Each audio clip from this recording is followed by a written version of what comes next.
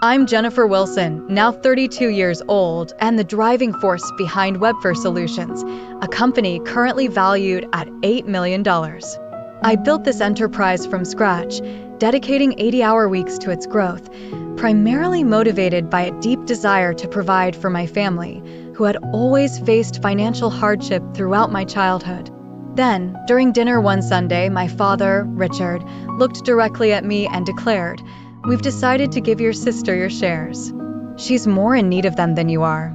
My mother quietly agreed, while my father added with a smirk, "You possess the ability to earn money readily." She does not. My only response was a simple inquiry, "Is that truly the case?" That very evening, I withdrew every penny of my personal investment from the company. But that was merely the prelude. Before I recount the rest of this incredible sequence of events, please let me know where you're tuning in from and consider subscribing if you wish to hear more narratives about asserting your boundaries. Growing up in the small town of Millfield, Ohio, our family unit never knew abundance. My parents, Richard and Margaret Wilson, navigated life relying strictly on one paycheck to the next. My dad was employed at the local manufacturing plant, while my mom pieced together various part-time roles to ensure we managed. Our dwelling was a modest two-bedroom house in constant need of repairs that Dad simply couldn't afford to undertake. My sister, Charlotte, 3 years my junior, received an asthma diagnosis at a young age. While her health concerns weren't life-threatening, they were sufficient to establish her as the delicate one within our family structure. Charlotte's medical necessities frequently overshadowed everything else, including my own school activities or even basic personal requirements. By the age of 10, I had discerned the unstated roles within our family dynamic. Charlotte was the one requiring safeguarding and special attention, while I implicitly became the responsible, self-sufficient child expected not to create additional burdens. I never voiced discontent when my parents missed my school performances due to Charlotte's medical appointments, or when I wore secondhand clothing while Charlotte received new items, justified by her need for allergy-friendly materials. From an early age, I exhibited innate entrepreneurial inclinations. At 11, I operated the most successful lemonade stand in the neighborhood, meticulously documenting my earnings in a notebook.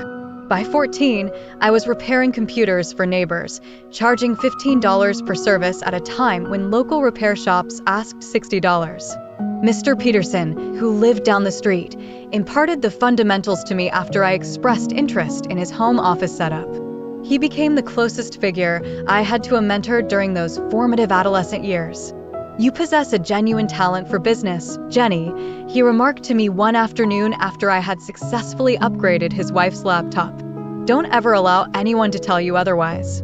Throughout my high school years, I managed a multitude of part-time jobs, including shelving books at the library, working weekend shifts at the grocery store, and providing math tutoring to younger students. The majority of my earnings went directly into the family's shared fund.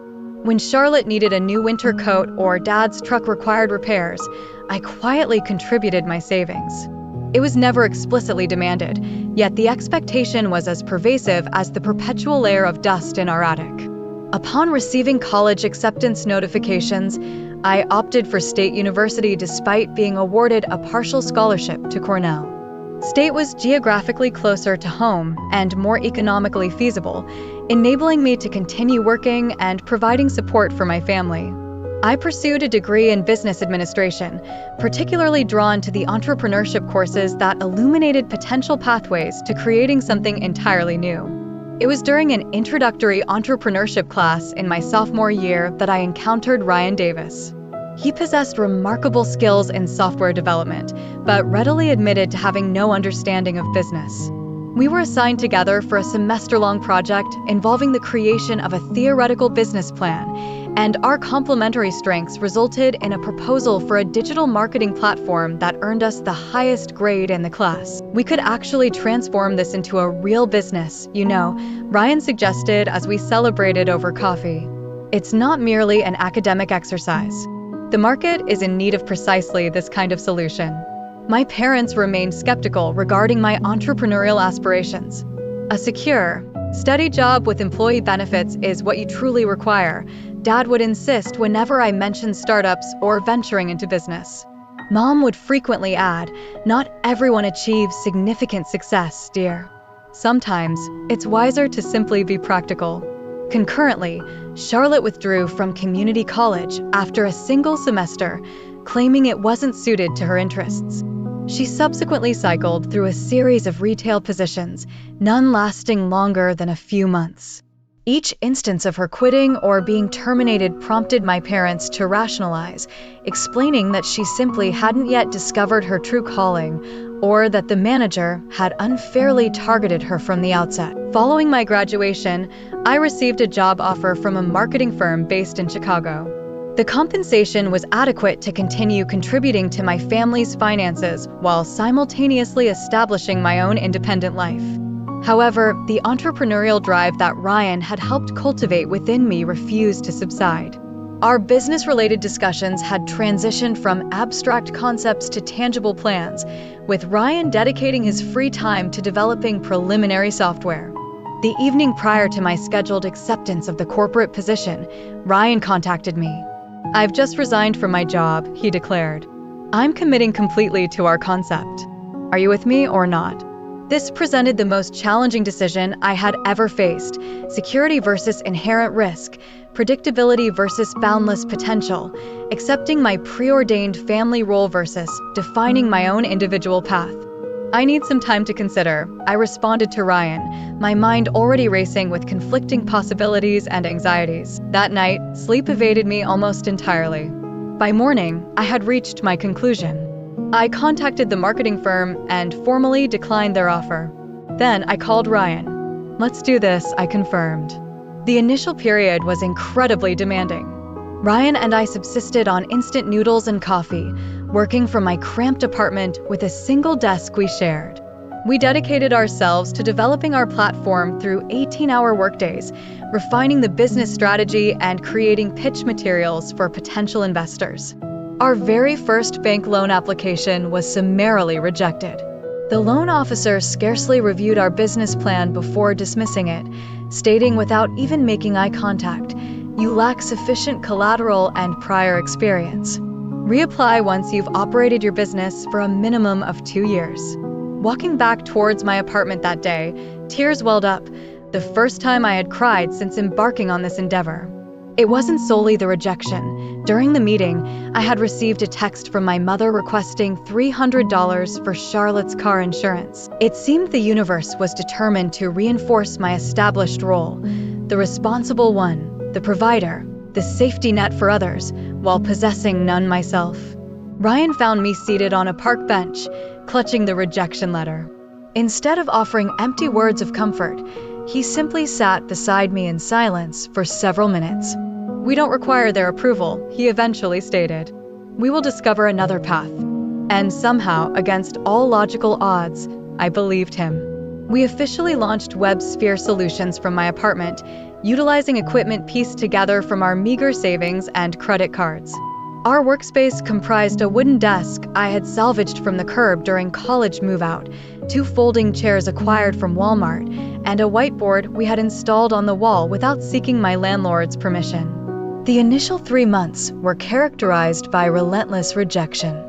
I placed hundreds of cold calls to prospective clients, refining our pitch with each dismissal. Ryan worked tirelessly on the platform, implementing improvements based on feedback from the small handful of individuals willing to engage with us. We subsisted on a diet of inexpensive coffee and discounted groceries, stretching every dollar to its absolute limit. The pivotal breakthrough occurred unexpectedly. Timothy Westfield, the marketing director at Regional Healthcare Network, agreed to a meeting after my 7th follow-up call. "Your sheer persistence impressed me," he confessed when we finally met across a table in a downtown coffee shop, the only meeting space we could afford. We presented our prototype, demonstrating how our platform could streamline Regional's digital marketing efforts while providing sophisticated analytics their existing system lacked. Timothy posed challenging questions, but I could discern the spark of interest in his eyes. "You're somewhat unpolished," he remarked finally, "but you clearly have something promising here." Let's initiate a 3-month trial period. That evening, Ryan and I celebrated back at my apartment with a small indulgence, genuine delivery pizza, a luxury compared to our usual frozen variety. This minor victory felt monumental, like the initial crack in a dam that had been impeding our progress. Armed with Timothy's contract as tangible proof of concept, I made the difficult decision to approach my parents regarding potential investment. They possessed approximately $25,000 in retirement savings, not a vast sum, but sufficient to enable us to rent a small office space and acquire essential equipment. I wouldn't even ask if I didn't possess absolute conviction in this venture. I explained at their kitchen table, presenting our business plan and Timothy's signed agreement. I give you my word that I will make this worthwhile for you. Once we achieve profitability, you will receive your investment back, plus interest, and I will be in an even stronger position to assist the family further. My father ran his hands through his thinning hair, an expression of skepticism etched on his face. What becomes of this money, Jennifer, if your business fails? This is all we possess. It will not fail, I stated with a conviction I wasn't entirely certain I felt myself. I will not permit it to fail. After a week of deliberation and countless probing questions, they agreed to invest. I instructed my lawyer to prepare the appropriate legal documentation, designating them as minority shareholders with a combined 15% stake. In that moment, I was simply overwhelmed with gratitude for their trust, never anticipating how that decision would later become a source of significant distress. The subsequent 18 months were a relentless whirlwind of 80-hour work weeks. I developed severe insomnia, frequently spending days with only brief periods of sleep snatched between client meetings, sales calls, and necessary administrative tasks. My social life ceased to exist entirely. On my 31st birthday, Ryan had to remind me it was a special occasion. I had completely forgotten in the all-consuming haze of work. When we finally moved into our first dedicated small office space, a modest area situated above a deli in a less expensive part of town, I experienced a newfound sense of legitimacy. Possessing an actual business address as opposed to my apartment made WebSphere Solutions feel more tangibly real than it had before. Hiring our first employee represented another significant milestone, bringing with it a mixture of pride and apprehension. Amanda Thompson joined us as our client services coordinator, managing the expanding administrative workload as we acquired more customers. Signing her first paycheck was a sobering moment. The livelihood of another person now depended on our success. The regional healthcare contract generated valuable referrals, and we soon secured 3 additional major accounts in rapid succession: a local university, a regional bank, and a chain of fitness centers. Each new client brought both increased revenue and novel challenges as we scaled our operations to meet their diverse needs. During this period of significant growth, my sister Charlotte married Peter Sullivan, an aspiring musician who had not held a stable job in years. My parents expected me to finance a substantial portion of the wedding, despite the fact that WebSphere desperately needed every available dollar for essential expansion. Your sister will only experience this once, my mother insisted when I proposed a more understated celebration. And it's not as though you lack the necessary funds now. I ultimately wrote a check for $15,000, funds that should have been allocated towards hiring another developer. When Ryan questioned the expenditure, I offered vague excuses about familial obligations rather than admitting the uncomfortable truth. I simply didn't know how to refuse my family's requests. The moment we achieved $500,000 in annual revenue, I invited my parents out to dinner to commemorate the achievement. Their initial investment had been absolutely crucial, and I genuinely wanted to acknowledge that contribution. "We always maintained our belief in you," my father declared that night, a statement that contradicted years of prior evidence. My mother added, "We are so incredibly proud of how you are taking care of the family. That is what holds the greatest importance." Their words should have resonated warmly within me, but something about their phrasing left me feeling cold. Was that truly the sole dimension of my accomplishment they perceived? My capability to provide for the family? When my parents' car subsequently broke down beyond repair a few months later, I didn't hesitate to purchase them a replacement. Nothing extravagant, but reliable and safe. Their previous vehicle had been a constant source of anxiety, and removing that worry felt like a tangible way to improve their daily lives. The business continued its upward trajectory, though not without encountering setbacks. A critical server crash resulted in a 3-day loss of productivity and nearly cost us the university account. I developed severe stress-induced migraines and ended up in the emergency room after collapsing during a key client presentation. "You cannot continue at this pace," Ryan told me during a visit to my hospital room. "The company requires you to be healthy." What he left unsaid, but which I clearly perceived in his expression, was his concern about the relentless pressure of my family obligations. He had witnessed the incessant phone calls, the emergency pleas for funds, the way I would instantly set aside everything whenever Charlotte or my parents expressed a need. Thomas Reed from Venture Capital Partners expressed keen interest in our company after observing our presentation at a regional business conference.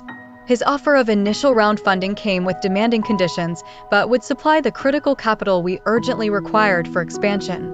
"Your current valuation is nearing $2 million, he informed us during the negotiation phase. "That is genuinely impressive for an organization of your age.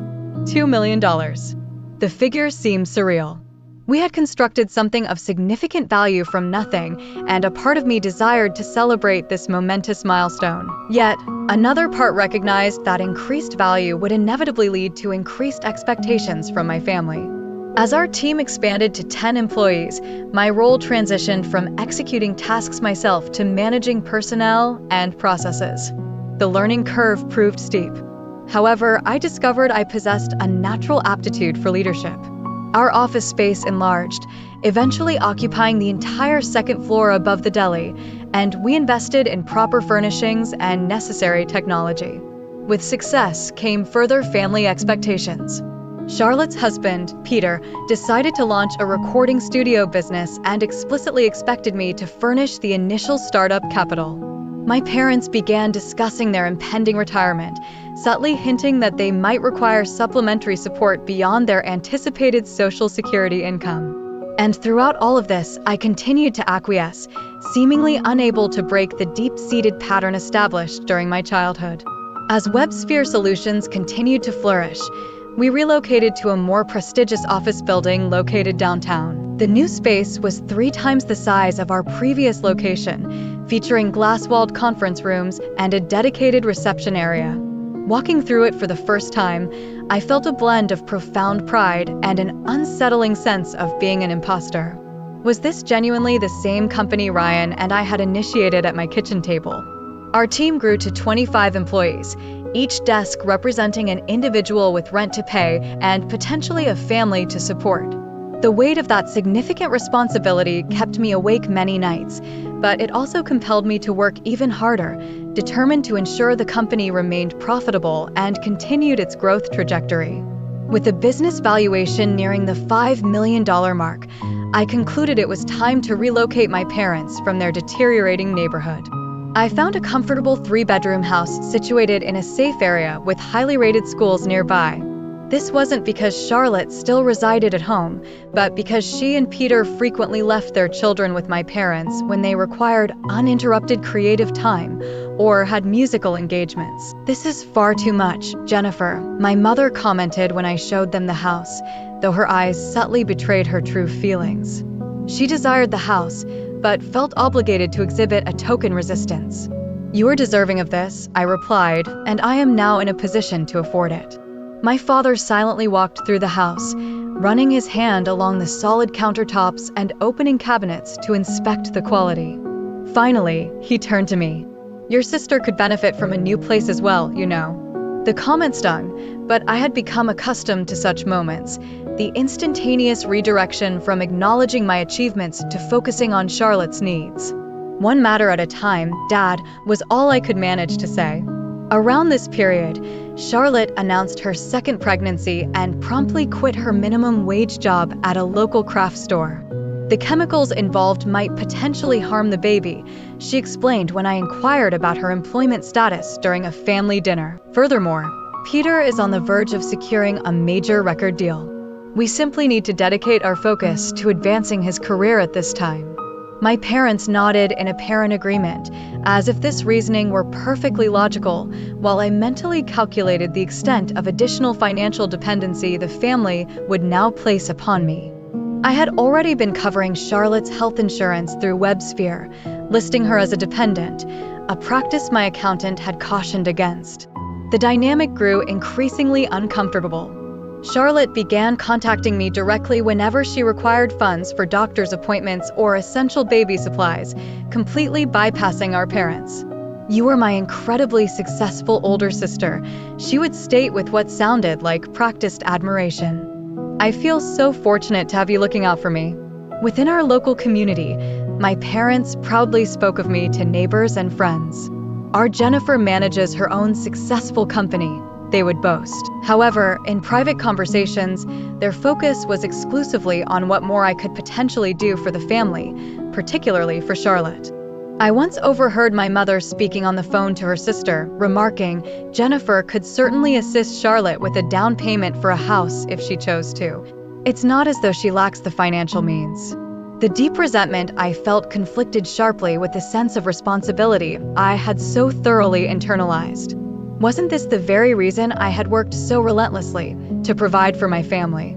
But the undeniably one-sided nature of our relationship had reached a point where it could no longer be ignored. My accomplishments were seemingly valued primarily for their practical utility to others, rather than as achievements worthy of recognition in their own right. It was at a client event that I first met Michael Anderson, an architect whose firm had recently contracted with Webfair. He was intelligent, possessed a good sense of humor, and was refreshingly candid. When he suggested we have dinner, I surprised myself by accepting. Between building the company and managing family obligations, dating had been non-existent for years. "Tell me about yourself," Michael requested during our initial date. "And I'm not referring to WebSphere. I want to understand who Jennifer is." The question caught me completely off guard. Who was I, separate from my company and my designated role as the family's financial anchor? I struggled to formulate an answer, recognizing just how much of my identity had been consumed by my responsibilities to others. As our relationship developed, Michael observed the constant interruptions emanating from my family. The phone calls during dinner, the weekend plans canceled because Charlotte needed something, the subtle shift in my expression whenever my parents' number appeared on my phone. "They appear to rely on you quite heavily," he commented thoughtfully after I had abruptly ended our weekend getaway because my parents' air conditioning unit broke down. "They require my support," I responded automatically, repeating the familiar refrain. Michael carefully chose his subsequent words. "There exists a distinction between providing support for family and being exploited, Jennifer. No one had ever before suggested that my family dynamic might be unhealthy." His comment opened a door I had deliberately kept shut, a possibility I had refused to consider. Yet, I quickly closed it again.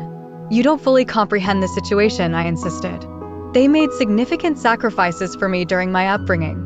But Michael's observation lingered, rendering me more conscious of patterns I had previously accepted without question. With Webfair's continued success, I decided it was time to formalize the company's share structure more officially. My parents already held their 15% stake from their initial investment, which had appreciated significantly in value.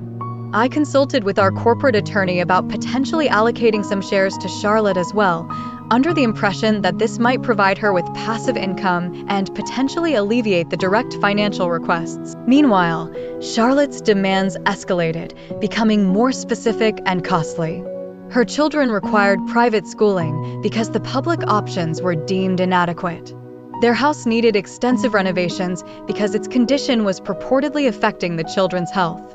Peter's recording studio demanded upgraded equipment because the industry standard had evolved. Each request arrived accompanied by emotional manipulation, subtle reminders of childhood sacrifices, implications that refusing meant I lacked genuine affection for my family, and suggestions that my financial success inherently obligated me to cater to others' needs. The breaking point was reached when I overheard my mother on the telephone while visiting their home. "Jennifer simply fails to grasp how difficult things are for Charlotte," she was telling the person on the other end of the line. "She has always been rather self-centered with her financial resources. One would assume," given all her success, that she would contribute more. I stood frozen in the hallway, a generous basket of expensive groceries in my arms. Groceries I had brought because my mother had mentioned they were too costly on your father's pension. In that precise moment, something fundamental shifted within me. The narrative I had accepted my entire life, that I was inherently responsible for the welfare of everyone else, that my intrinsic worth was measured solely by what I provided, suddenly felt like an oppressive chain encircling my neck. When Peter's recording studio venture failed after less than a year, everyone implicitly expected me to absorb the resulting losses. A debt of $60,000 somehow magically became my responsibility, justified by the notion that family supports family. I reluctantly wrote the check, but felt nothing but profound resentment as I did so. WebSphere attained an $8 million valuation on our 5th anniversary. Ryan organized a modest celebration at the office, complete with champagne and a cake shaped like our company logo. "We accomplished it," he stated, raising his glass. "From your kitchen table to this moment. I am truly proud of us." That same week, I was awarded a regional business accolade recognizing female entrepreneurs. The ceremony was scheduled for a Thursday evening, and I invited my entire family to attend. Not a single one of them appeared. Charlotte cited a migraine, Peter claimed a musical engagement, and my parents needed to supervise the grandchildren. I sat alone at the table specifically reserved for my family, accepting congratulations from strangers while the empty chairs served as a poignant reminder of their absence. Michael attended in their stead, arriving late due to an emergency at his architectural firm, but managing to arrive just in time to witness me receiving the award. "You unequivocally deserve to be celebrated," he whispered as I returned to the table, trophy in hand. The overt favoritism shown towards Charlotte had become so evident that even my employees began to notice. When my parents visited the office, they spent the majority of their time discussing Charlotte's children and offering justifications for her various occupational setbacks, barely acknowledging the thriving business I had dedicated my life to building. "You need to establish some clear boundaries," Michael gently suggested after witnessing a particularly uncomfortable family dinner where my parents lauded Charlotte's newly acquired hobby of painting, which I had paid for, while asking almost nothing about the progress of the company. The concept of boundaries felt alien and, frankly, terrifying. What would become of our relationship if I ceased being the perpetual provider? Would any connection remain at all? After considerable introspection, I resolved to host a special family dinner to discuss the future trajectory of Webfair. Our attorney had recommended establishing trust funds or more sophisticated shareholding arrangements as the company continued its growth. I believed this might present an opportunity to formalize expectations and potentially cultivate healthier relationship patterns. In preparation, I consulted our lawyer regarding stock options and potential tax implications for family members. My intention was for everything to be transparent, legally sound, and properly documented moving forward. As the date of the dinner approached, I felt a growing sense of unease. Something about my parents' recent behavior suggested an underlying sense of entitlement that transcended typical family expectations. Charlotte had made several remarks concerning her anticipated share of the business, despite having contributed absolutely nothing to its creation or growth. But nothing could have prepared me for the actual events that unfolded during that dinner. I decided to host the dinner at my parents' house, the very home I had purchased for them, believing the familiar surroundings would facilitate a more comfortable conversation. I brought an expensive bottle of champagne to celebrate Webfair's ongoing success and acknowledge the family's tangential involvement in its journey. The evening commenced pleasantly enough. Charlotte and Peter arrived late, as was their custom, accompanied by their children, who immediately ran to the playroom my parents had furnished specifically for them. My mother had prepared my favorite meal from childhood, roast chicken with mashed potatoes and green beans, a gesture that touched me despite the underlying tension I had been experiencing.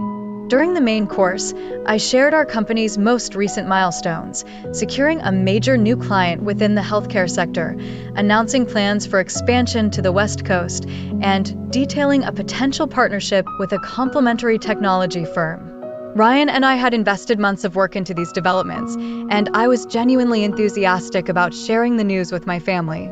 That all sounds simply wonderful, dear, my mother commented, but her gaze kept shifting towards my father, an unspoken communication passing between them. After dessert, a store-bought cheesecake, despite my mother knowing I would have gladly brought one from the artisanal bakery near my office, my father cleared his throat in the manner he always did before making an announcement. "Jennifer, your mother and I have had a discussion," he began, his tone unusually formal. "Regarding the shares in your company." I nodded, assuming this was leading into precisely the conversation I had intended to initiate. "Yes, I did wish to discuss that this evening. In fact, I have been consulting with our attorney about. We've arrived at a decision," he interrupted, something he rarely did. "We have transferred your shares to your sister. She is in greater need of them than you are." The words initially seemed nonsensical. They hung suspended in the air like an abstract concept I was unable to fully grasp. "What do you mean you've given my shares?" "The 15% that you legally own." My mother reached across the table to pat my hand. "It is for the best, dear. Charlotte has her children to consider, and you are aware that Peter's career is still developing. But those specific shares belong to you," I countered, still attempting to comprehend the situation. "They were intended as part of your retirement plan." My father's expression hardened. "And we retain the right to decide what we do with them. We are transferring them to Charlotte." Charlotte visibly straightened in her chair, a self-satisfied smile playing at the corners of her mouth. There was no discernible trace of gratitude or humility, only the palpable sense of entitlement fulfilled. "You cannot simply transfer shares without proper legal documentation," I explained, my business acumen momentarily overriding my emotional shock. "There are established legal processes, tax implications involved." "Your lawyer has already taken care of it," my father interrupted again. "We contacted him last week." The sense of betrayal cut deeper. My own company attorney had facilitated this without my knowledge. That seemed utterly impossible unless they hadn't actually conferred with him at all. They were attempting a bluff, or worse, had fallen victim to some form of deception. "Which lawyer, precisely?" I inquired, keeping my voice remarkably steady despite the frantic pounding of my heart. "The company one," my father replied vaguely. "Thompson or Thomas or whatever his name is. Thomas Reed was our venture capitalist.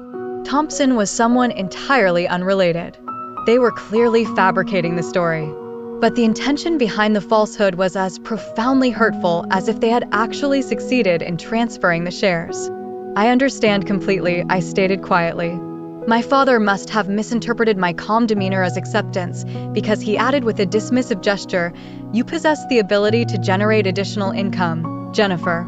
That is your particular talent. Charlotte lacks that ability. She requires security for her future." The implication was unmistakably clear. My worth was solely defined by my capacity to produce income for others. Nothing more. Not my years of unwavering effort, not my significant personal sacrifices, not the decades of providing support for all of them, merely a resource to be tapped, a walking, talking ATM machine. Charlotte finally spoke, her voice dripping with what sounded like syrupy sweetness. "We are so profoundly grateful, Jenny. This will make such a significant difference for the children's college funds." College funds. The children were only 3 and 5 years old. If Charlotte were genuinely receiving shares valued at over $1 million based on the company's current valuation, there would be absolutely no necessity to contemplate college funds at this stage. The financial value would far exceed any potential educational expenses. Her statement unequivocally confirmed my suspicion. None of them genuinely comprehended the actual value or practical function of business shares. In that singular moment, I perceived my family with startling clarity, perhaps for the first time. The realization was simultaneously liberating and excruciatingly painful. Years of being utilized, of experiencing conditional love predicated upon what I could provide, of being valued solely for my utility. It all crystallized into one sharp, painful instant of absolute clarity. "Is that truly the case?" I reiterated, my voice strangely calm. Something in my tone must have alerted my father, as his expression subtly shifted. Now, do not misconstrue this. We remain a family unit. We are simply attempting to balance things out between you girls. Balancing things out. As though my years of consistent financial support, the house they were sitting in, the car parked in their garage, the vacations I had funded, the medical expenses I had covered, as though all of that counted for nothing in their calculation of fairness. I comprehend perfectly, I stated, rising from my seat. If you will kindly excuse me, I must depart. I have an early engagement scheduled for tomorrow morning. But you have not even had coffee yet, my mother protested weakly. And I thought we might look at those photographs from Charlotte's painting class. Another time, I said, collecting my purse and the unopened bottle of champagne. Thank you immensely for the dinner. The drive back to my apartment passed in an emotional blur. I managed to pull into my driveway before the very first tear escaped. And then, it felt as though a dam had burst. I sobbed uncontrollably in my car, a deluge of grief I hadn't experienced since childhood. Great, heaving cries that left me gasping desperately for air. Years of suppressed hurt poured out all at once, not solely from that evening's blatant betrayal, but from an entire lifetime of being valued only for my capacity to give. Around midnight, I contacted Michael. Are you available to talk? I inquired when he answered, my voice still rough from crying. What has happened? He asked immediately, his concern evident even over the telephone connection. I recounted everything that had transpired, the dinner, the shares, my father's specific words. He listened attentively without interruption, offering support only after I had finished speaking. Jennifer, I am profoundly sorry, he said finally. But truthfully, I am not entirely surprised. This pattern has been consistent throughout the time I have known them. I know, I admitted softly. I simply was unable to perceive it clearly until tonight. What course of action do you intend to take? He asked, the simple question offering something my family had never provided: agency, choice, respect for my own decisions. I do not wish to merely endure the hurt, I stated, a new and firm resolve beginning to form within me. I intend to take action. After ending the call, I spent several hours meticulously analyzing every single financial connection between myself and my family. The mortgage on their house remained in my name. The vehicle was registered under my name. Their supplemental health insurance policy was provided through my company benefits, listed with me as the primary policyholder and them as dependents. Charlotte's children's private school tuition payments were automatically debited directly from my personal account on a quarterly basis. I was determined not to engage in any vindictive actions. That was not the person I aspired to be, but I absolutely needed to extricate myself from the parasitic relationship that had become so deeply entrenched. First, I accessed the company account where I maintained my personal investments, kept distinct from operational funds.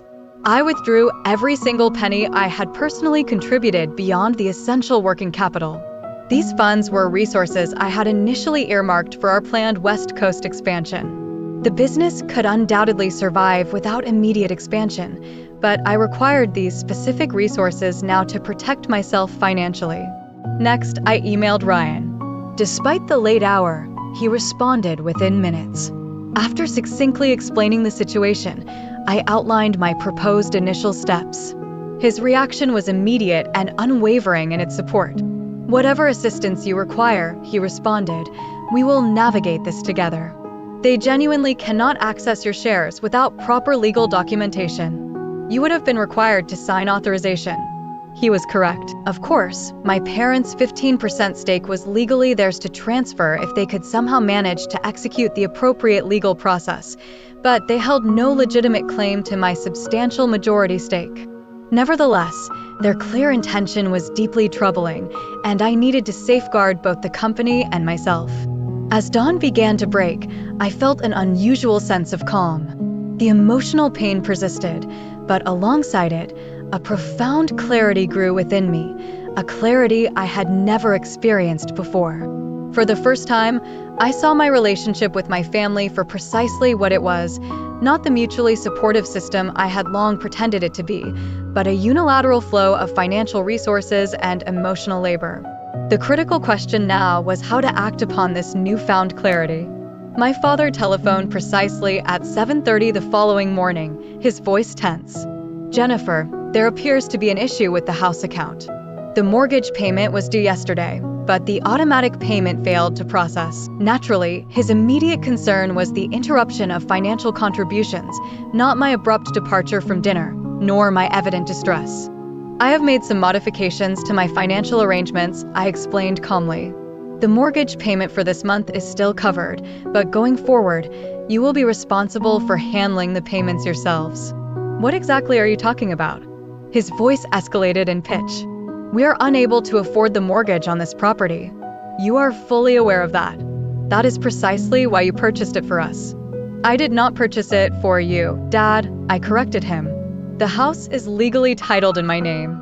I have been consistently making the payments." There is a significant difference. The ensuing silence on his end suggested this distinction had never occurred to him. "What has gotten into you? Is this a reaction to last night? We genuinely believed you would be pleased that we were prioritizing Charlotte's future." The disconnect was so profound it nearly evoked laughter. "I need to conclude this call, Dad. I have a scheduled meeting." "Now, wait just a single minute." I ended the call, an action I had never previously undertaken. My phone immediately rang again, this time displaying my mother's number. I allowed it to go to voicemail. Her message was characterized by tears and accusations. "Jennifer, how could you possibly do this to us after absolutely everything we have done for you? Your father is beside himself with distress. Contact us immediately." Everything they had done for me. The bitter irony was almost unbearable. I sent a concise text response. "I am taking some time to reevaluate our financial arrangements. I will be in touch once I have had adequate time to think." Within the hour, I received multiple text messages from Charlotte, each one more frantic and accusatory than the last. "Mom says you are completely cutting us off. What about the children's tuition? Are you genuinely doing this simply because Mom and Dad wish to assist me as well? I genuinely believed you were different. I thought you cared about family." A subsequent message quoted Peter, "You are simply being manipulative and controlling with your financial resources." I silenced my phone and focused on preparing for the demands of the day ahead. This included an urgent meeting with our actual corporate attorney, Sarah Peterson, who was appropriately astonished when I recounted the details of what had transpired. They absolutely cannot transfer shares for which they lack proper legal documentation, she confirmed firmly. However, the fact that they even attempted this is deeply concerning. "We must immediately review all company ownership documents and implement additional security measures." Before I could respond, my office phone rang. The receptionist sounded clearly uncomfortable. "Your parents and your sister are here. They are being quite insistent about speaking with you immediately." Taking a deep, steadying breath, I instructed her to direct them to the conference room. "Sarah, would you be willing to sit in on this meeting?" I asked my attorney. "That is precisely why I am here," she responded, gathering her notepad. The atmosphere in the conference room was palpably tense. My father's face was flushed with undisguised anger.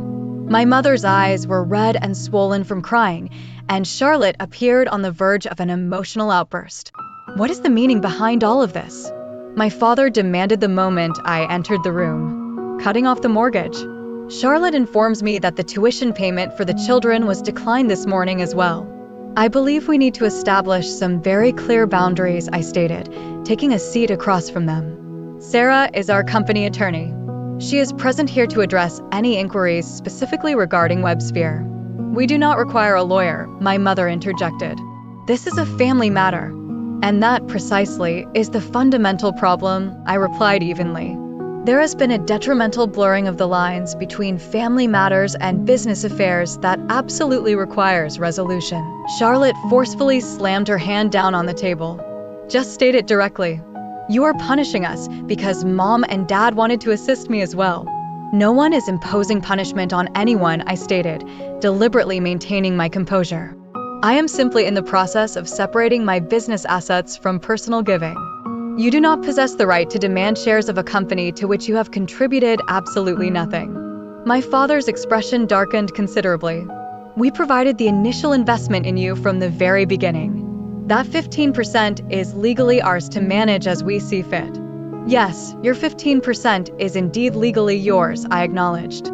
And if you genuinely desire to transfer it to Charlotte, that remains your choice, although there are specific legal channels for executing such a transfer.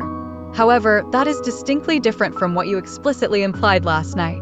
What are you referring to? My mother asked, a look of genuine confusion appearing on her face. I looked directly at my father. You explicitly stated you were giving Charlotte my shares, not your shares. Mine, as if you possessed the inherent right to do so. He shifted uncomfortably in his seat.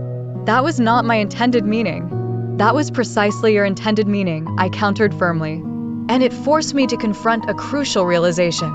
You perceive me solely as a resource, not as a person with intrinsic value. My worth within this family is measured exclusively by what I provide financially, nothing more. That simply is not true, my mother protested weakly. Isn't it?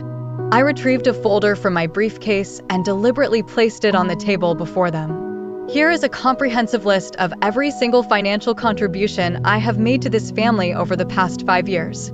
I began itemizing. House mortgage payments, $420,000. Vehicle payments, $37,000. Health insurance premiums, $65,000. Charlotte's children's tuition, $92,000. Peter's failed studio venture, $60,000. Family vacations I funded, $43,000. Regular cash gifts provided upon request, approximately $130,000. The cumulative total was staggering when presented so plainly, nearly $800,000 over a 5-year period, not including countless smaller expenses I hadn't meticulously documented. And what, precisely, have I received in exchange? I continued, my voice steady. Not genuine gratitude, not consistent respect, not even basic acknowledgement. Instead, I have received accusations of insufficient effort, claims of being selfish with my financial resources, and, ultimately, a blatant attempt to claim ownership of something I painstakingly built through years of dedicating 80-hour workweeks. Charlotte was the first to recover her composure. So, this is merely about financial considerations for you, proving how generous you have been, holding it over our heads. No, I stated quietly. This is about acknowledging a painful and uncomfortable truth. Our relationship is not founded upon mutual care and respect. It has become purely transactional, and that transaction has consistently flowed in only one direction. My father's face had become increasingly red during my explanation. Now he abruptly stood up. We are not going to remain here and be subjected to a lecture from our own daughter. Either you resume providing assistance to this family, as you should, or the unfinished threat hung ominously in the air. Or what? I thought. They would cease loving me. That love already appeared conditional at best. I believe you should depart now, I stated calmly. When you are prepared to discuss fostering a healthy relationship that is not predicated solely on financial support, I will be available. After they had stormed out of the office, Sarah looked at me with a newfound expression of respect. That could not have been easy to do. It was not, I admitted, but it was undeniably necessary. Later that day, Ryan convened an emergency board meeting to address the potential shareholder issue. He had been my steadfast anchor throughout this crisis, his loyalty never wavering despite the turmoil my family had created. Your parents do not possess the capacity to directly interfere with the company's operations, he reassured the small board of directors. Jennifer's majority stake is legally secure, and we have already implemented additional protective measures. The subsequent few days were marked by escalating attempts at emotional manipulation from my family. My mother left tearful voicemails expressing distress over the potential loss of their home. Charlotte sent photographs of her children accompanied by captions such as wondering why Aunt Jennifer no longer loves them.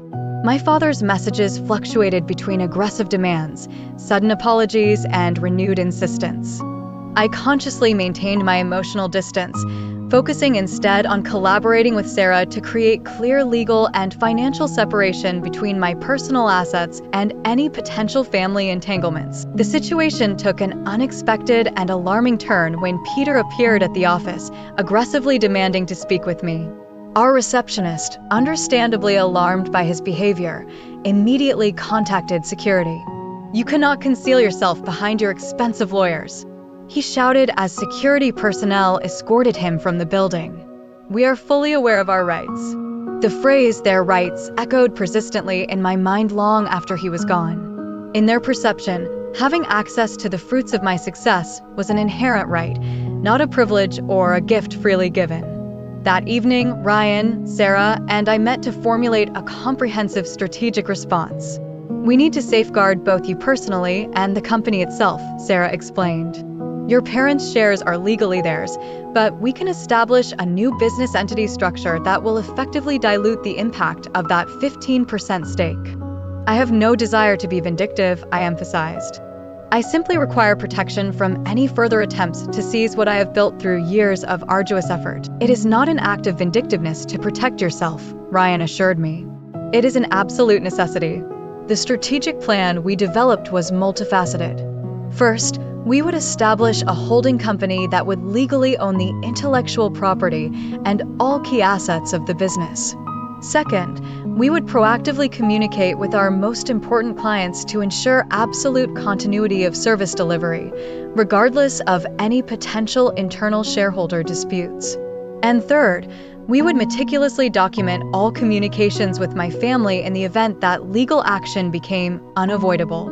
Timothy Westfield, our initial major client who had evolved into something of a mentor figure over the years, was among the first I contacted. After explaining the situation in broad terms, he offered immediate and unwavering support. "Wherever you choose to go, we will follow, Jennifer," he stated without hesitation. "Our business relationship is with you personally, not merely the corporate structure." His extraordinary loyalty brought tears to my eyes, the kind of unwavering loyalty my own family had never demonstrated. Most of our other key clients expressed similar sentiments. They trusted me, they respected the business I had painstakingly built, and they indicated they would follow my leadership if necessary. Within a matter of days, we began witnessing the tangible consequences of my family's actions. Lacking my guidance, they had attempted to assert control over critical company decisions based solely on their minority stake. The board of directors easily blocked these efforts, but the internal disruption was undeniably taking a toll on day-to-day operations. By the end of the week, WebSphere's stock value had experienced a slight dip, the first minor downturn in our previously steady growth trajectory. Employees were quietly whispering about the family drama, their focus diverted from their work by the unusual tension permeating the office environment. I convened an all-hands meeting to address the situation directly and transparently. "There are some personal and structural changes currently taking place," I explained to the entire team, "but our core business foundation remains exceptionally strong. Our client relationships are secure, and our fundamental mission has not changed in any way." The transparency appeared to alleviate concerns, at least within the company itself, but the situation involving my family continued its downward spiral. A month after the fateful dinner, Charlotte attempted to assume a leadership role at WebSphere, apparently believing her 15% stake inherently granted her that authority. She arrived at the office unannounced, introducing herself to employees as a part owner and the new creative director. Ryan immediately contacted me. "Charlotte is here," he reported, his voice conveying bewilderment. "She's instructing the design team to change our brand colors. She insists purple represents abundance and wealth."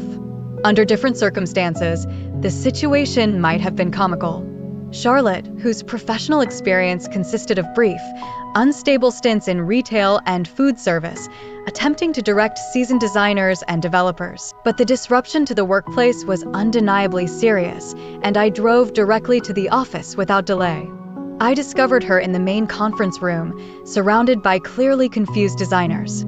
"I am considering whether we require more inspirational quotes strategically placed on the website," she was saying. "People generally connect more effectively with wisdom." "Charlotte, we need to speak privately," I stated from the doorway. She turned, her expression a peculiar mixture of defiance and uncertainty. "I am currently in the midst of a crucial creative direction meeting." "No, you're not," I corrected her. "You do not work here." I kept my voice deliberately level but firm. "Please join me in my office immediately." The ensuing conversation was undoubtedly difficult, but absolutely necessary. I explained unequivocally that ownership shares did not confer operational authority, particularly minority shares that had not even been properly transferred yet. I outlined the serious legal ramifications of disrupting a business without proper authorization. And finally, I made it crystal clear that her presence at the office without a specific invitation would not be tolerated again. "You simply cannot tolerate the possibility that I might possess something of my own," she accused, tears beginning to well in her eyes. "You have always felt the compelling need to be the singularly successful one." The bitter irony of her statement was almost unbearable.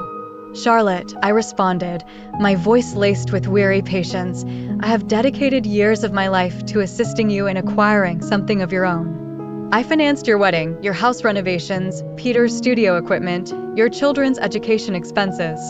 I have never begrudged you anything until you made the calculated attempt to claim credit for something you did not build in any way."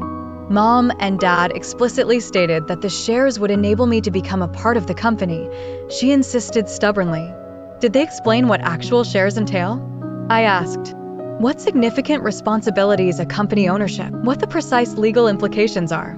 Her blank expression served as the answer. My parents had dangled the prospect of ownership in my company without possessing any real understanding of it themselves, utilizing it as yet another manipulative tactic to extract financial resources for Charlotte, with complete disregard for my welfare or the business I had so diligently built.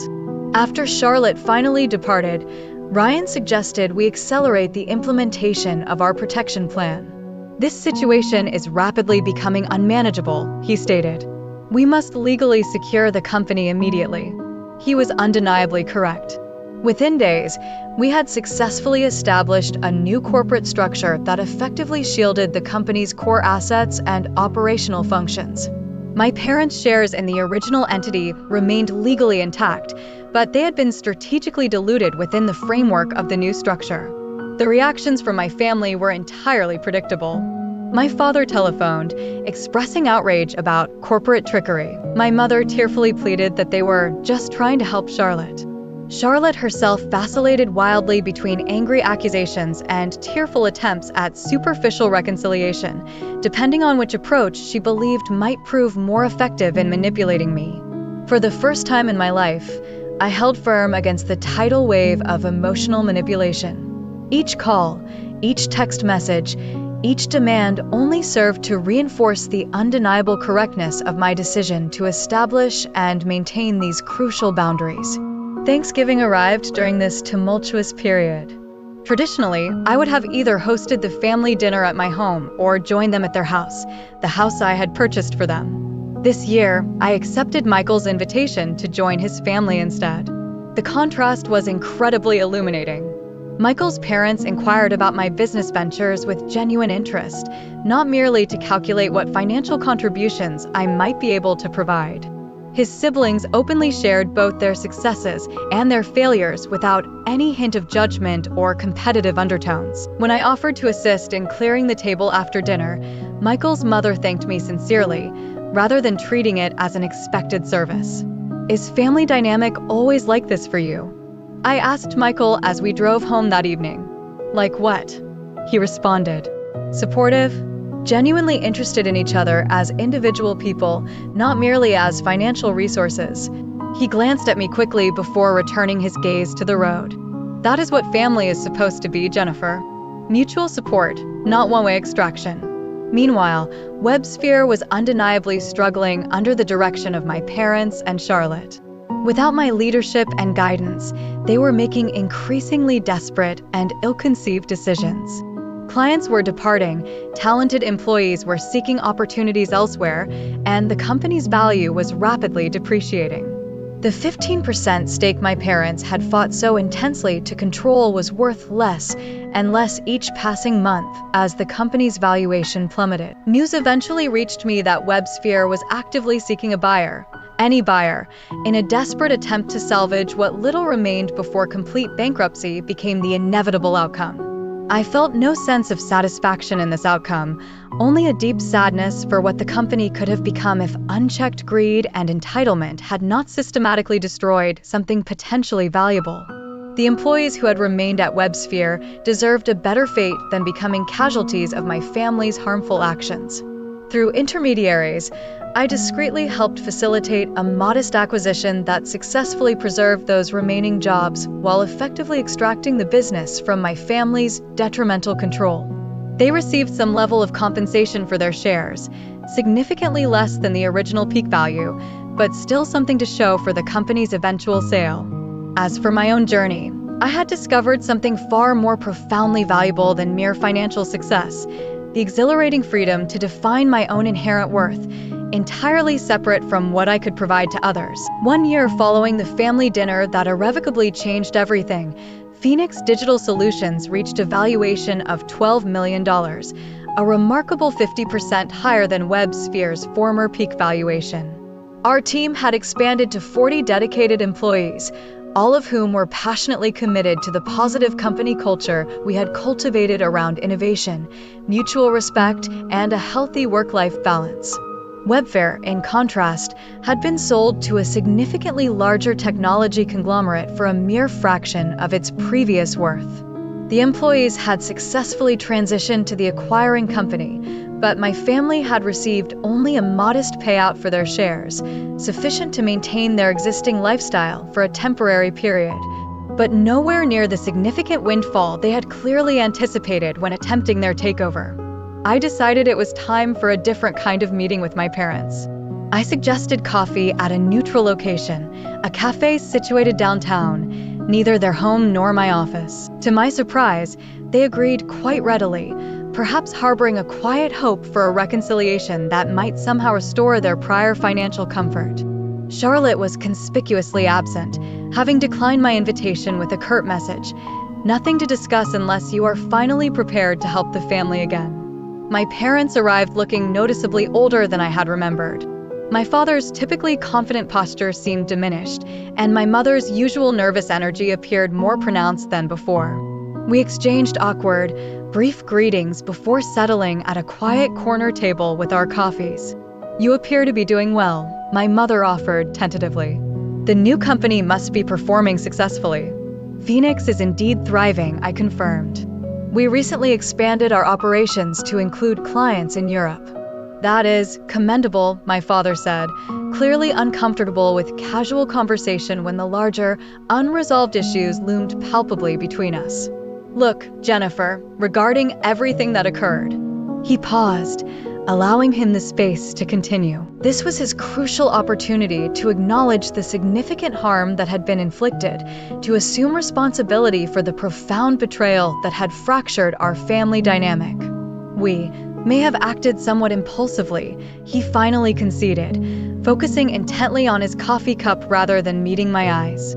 "The situation concerning the shares became somewhat unmanageable. We wish we could simply return to how things were previously."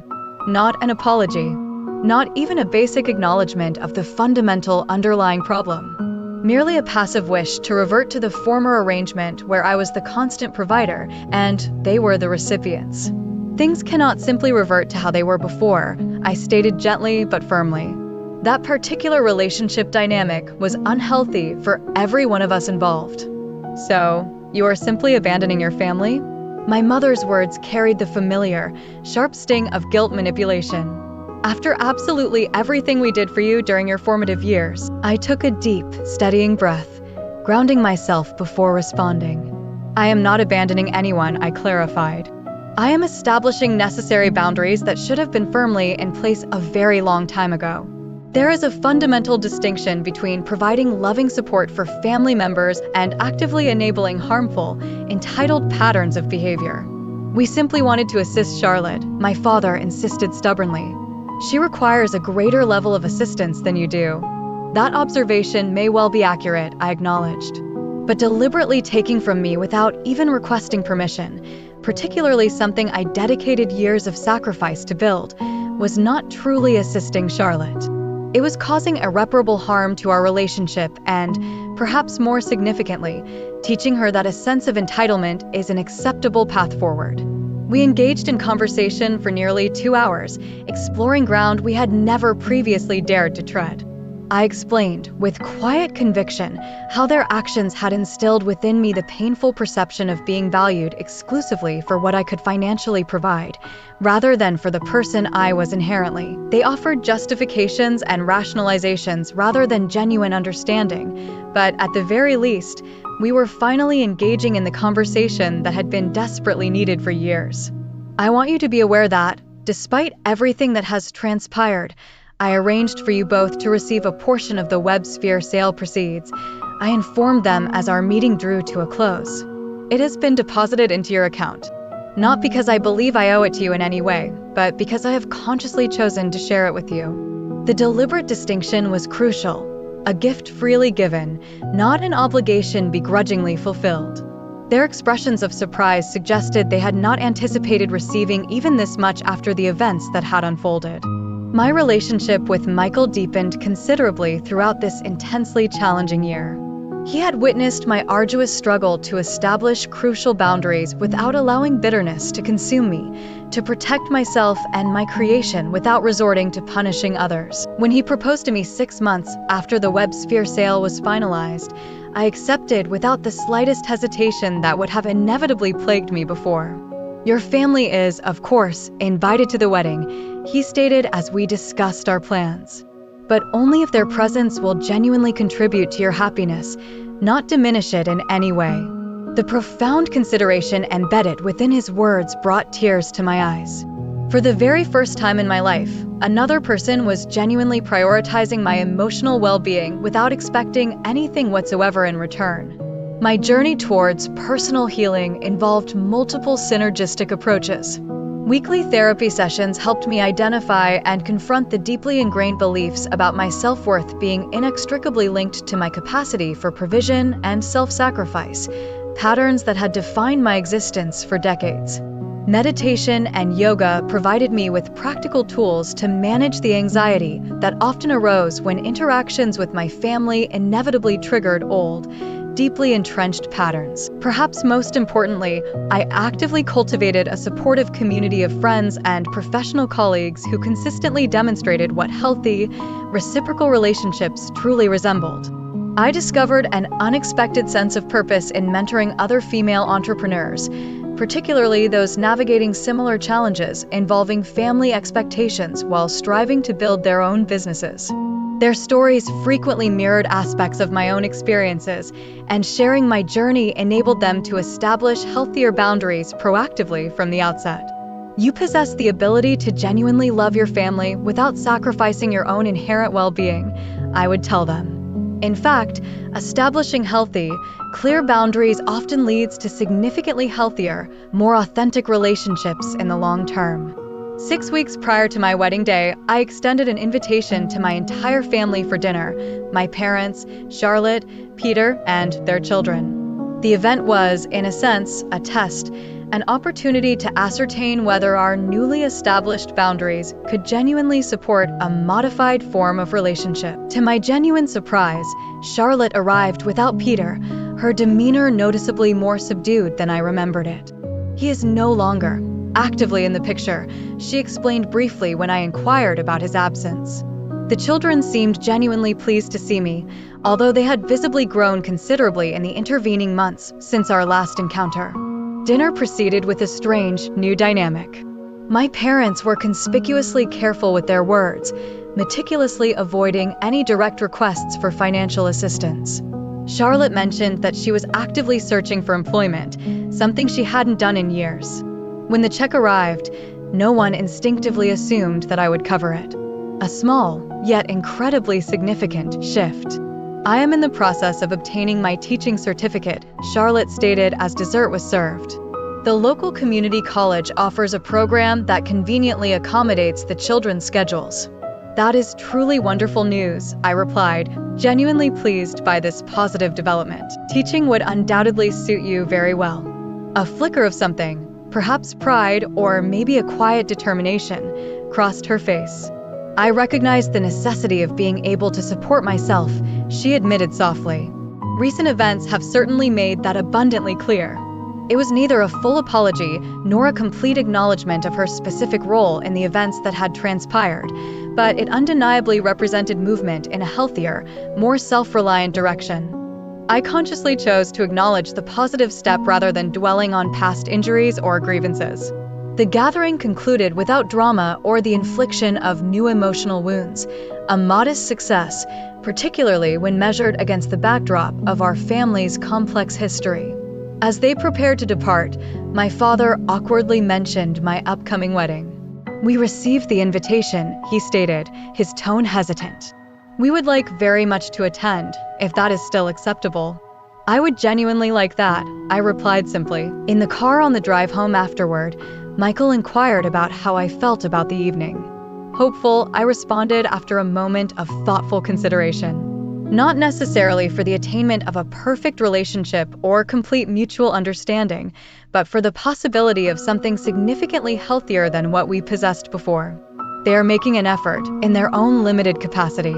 Building Phoenix had undoubtedly provided me with invaluable knowledge regarding business strategy and effective leadership. But the process of rebuilding my own fractured sense of self-worth ultimately proved to be the far more crucial and transformative education. I learned, unequivocally, that genuine love should never arrive accompanied by itemized invoices, that the act of helping others is beautiful and fulfilling when it is a freely chosen gesture, but becomes toxic and damaging when it is a relentless demand.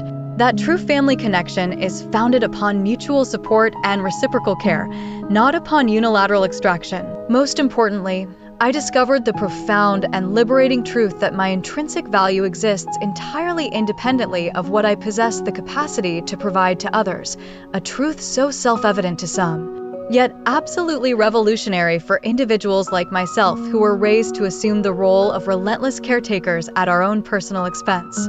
Today, Phoenix continues its impressive growth trajectory. My marriage to Michael brings daily joy, stability, and reciprocal support. And my family relationships now exist within carefully defined boundaries that serve to protect the emotional well-being of everyone involved. The journey to reach this point was undeniably arduous and fraught with pain, but the destination, the freedom to live authentically and define my own worth, has proven to be unequivocally worth every single difficult step. If you have ever found yourself in a similar situation, giving of yourself until absolutely nothing remains, please remember this crucial truth. Establishing necessary boundaries is not an act of selfishness. It is an absolute requirement for the possibility of genuine, authentic relationships. True love inherently supports and nurtures your wholeness. It does not merely seek to consume your resources.